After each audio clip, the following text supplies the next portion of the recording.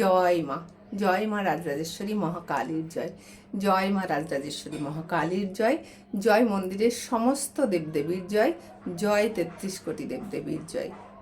জয় মা, জয় মা, জয় মা। মাগো সবার মঙ্গল করো, তুমি দয়াময়ী, শান্তিময়ী, করুণাময়ী, সবার মঙ্গল করো মা।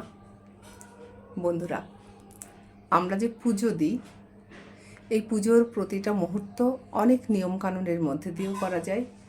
তন্ত্রমতে পুজো করা যায়, পুরোহিত মশাই অর্থাৎ ব্রাহ্মণরা বাড়িতে এসে যেরকম নিয়ম করে পুজো করেন, মন্ত্রতন্ত্র উচ্চারণ করে পুজো করেন, সেভাবেও পুজো করা যায়।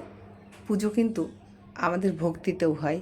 তাই বলছি, আপনারা যারা মন্ত্রতন্ত্র জানেন না, আর আমিও জানি না, আমিও এত কিছু জানি না, আমিও ভক্তিতেই পুজো করি, তো যারা মন্ত্রতন্ত্র জানেন না অথচ ঈশ্বরকে ভক্তি করেন, ভালোবাসেন আর চান মাকে পুজো করতে, তারা শুধু মা বলে একবার ডাকুন, মায়ের শরণাগত হন, মায়ের শরণাপন্ন হন, নিজেকে মায়ের চরণে উৎসর্গ করুন।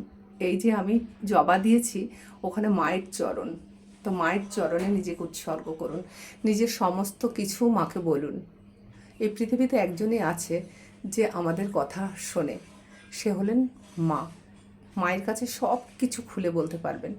মা তো মা, মা সমস্ত কিছু বোঝে এবং আপনার সমস্যার থেকে মুক্তি দেবে। আপনি যদি চান, ভক্তিতে মাকে ডাকুন, কোনো মন্ত্রতন্ত্র জানার প্রয়োজন নেই।